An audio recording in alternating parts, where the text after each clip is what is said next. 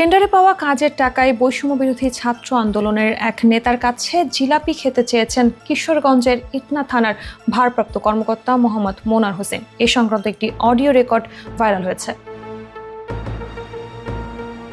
এই কথোপকথনে ওসি মোনার হোসেনকে বলতে শোনা যায়, সেফটি সিকিউরিটি দিলাম তো সারা জীবন, তোমরা যে 18 লক্ষ টাকার কাজ করে 10 লক্ষ টাকা লাভ করলা, 10 টাকা জিলাপি কিনে তো পাবলিকেরে খাওয়াইলা না, খাইলা যে একটু দোয়া কইরা দেয় বৈষম্য বিরোধী ছাত্রদের।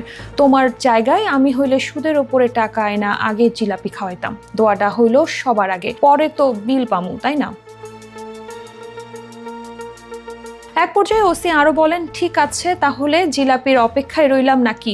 নানা জিলাপি হইলেই হইব, এক প্যাচ আধা প্যাচ জিলাপি দিলেই হইব, বিভিন্ন পারপাসে হইলে পাবলিক খাইলো আর কি, বুঝো না? এই সময় ভুক্তভোগী ছাত্রনেতা বলেন, বিল টিল পায় একটা অ্যামাউন্ট দেখবো নে। আর এ কথার উত্তরে ওসি বলেন, ঠিক আছে। ভুক্তভোগী ছাত্রনেতা আফজাল হোসেন শান্ত বলেন, আমি ইটনা উপজেলার বলদা হাওরে পানি উন্নয়ন বোর্ডের 1480 মিটার ফসল রক্ষা বাঁধের কাজ পাই টেন্ডারের মাধ্যমে। কাজ শেষ হওয়ার পরে থানায় গেলে তিনি জিলাপি খেতে টাকা চাইতেন, তখন রেকর্ড করতে পারেনি। পরে ওসির সঙ্গে ফোনে আমার কথা হলে তিনি আমার কাছে ফসল রক্ষা বাঁধ করে যে লাভ হয়েছে সেখান থেকে জিলাপি খেতে চান। ক্ষোভ প্রকাশ করে তিনি বলেন, আমি সরকারি কাজ পেয়েছি টেন্ডারের মাধ্যমে, এখানে ওসি কিভাবে জিলাপি খেতে চাইতে পারেন না? আমার কাছে যদি জিলাপি খাইতে চাইতে পারে তাহলে সাধারণ মানুষ কতটা শান্তিতে আছে বুঝতে পারছেন?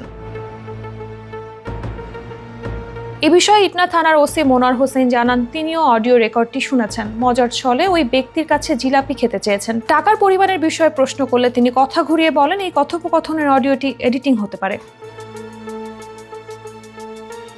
বৈষম্য বিরোধী ছাত্র আন্দোলন কিশোরগঞ্জ জেলা শাখার আহ্বায়ক ইকরাম হোসেন বলেন, ঘটনা তদন্তের দাবি জানায়। কিশোরগঞ্জের পুলিশ সুপার মোহাম্মদ হাসান চৌধুরী বলেন, বিষয়টি নিয়ে আমরা তদন্ত করব, তদন্তে অভিযোগ প্রমাণিত হলে ব্যবস্থা নেওয়া হবে।